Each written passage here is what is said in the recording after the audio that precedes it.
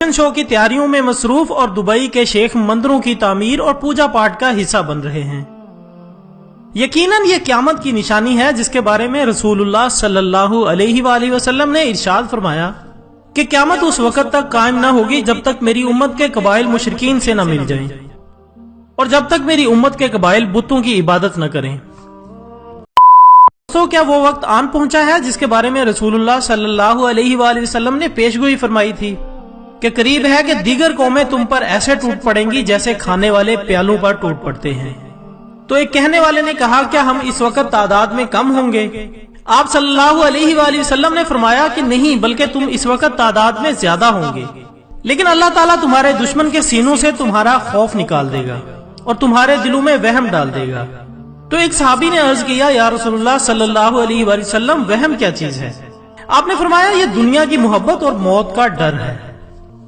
خواتین و حضرات، ملک شام یعنی سیریا سے متعلق نبی پاک صلی اللہ علیہ وآلہ وسلم کا فرمان ہے جب اہل شام تباہی و بربادی کا شکار ہو جائیں گے پھر تم میں کوئی خیر باقی نہ رہے گی۔ دوستو، اس حدیث مبارکہ کے لحاظ سے عرب ممالک کے سنہرے دور کے خاتمے کی اہم وجہ ملک شام کے موجودہ حالات ہیں۔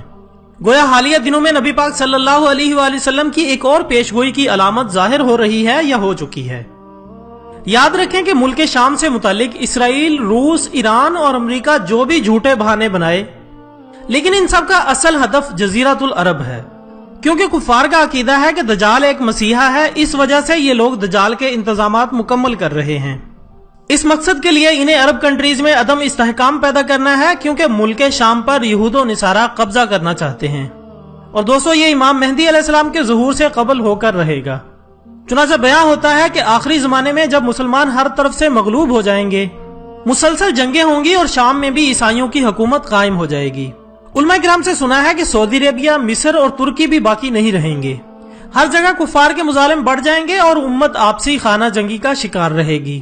خلیجی ممالک یعنی سعودی عربیہ وغیرہ میں بھی مسلمانوں کی باقاعدہ پرشوکت حکومت نہ رہے گی۔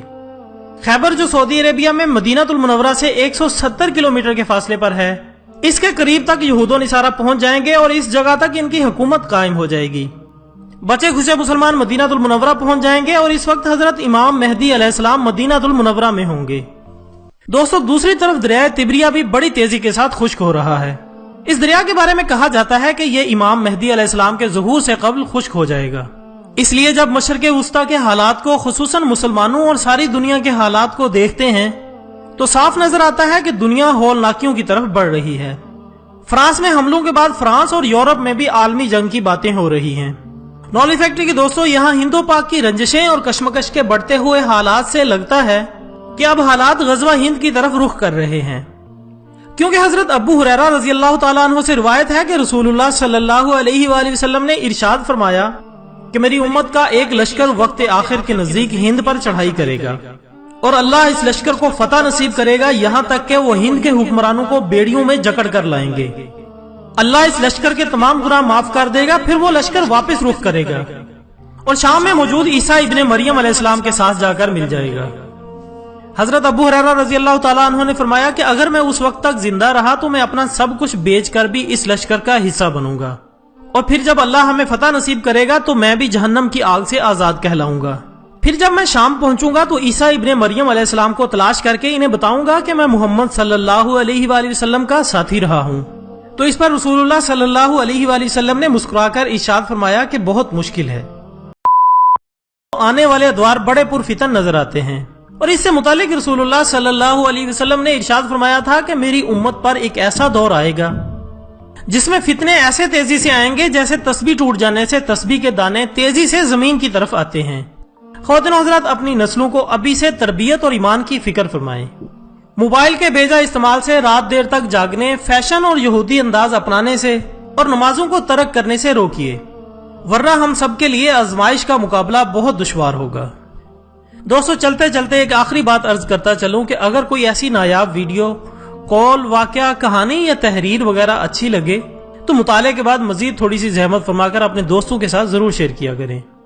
اس میں بمشکل آپ کا ایک لمحہ صرف ہوگا، لیکن ذرا سوچئے کہ آپ کی ایک لمحے کی اٹھائی ہوئی تکلیف ہزاروں لوگوں کے لیے سبق آموز ثابت ہو سکتی ہے۔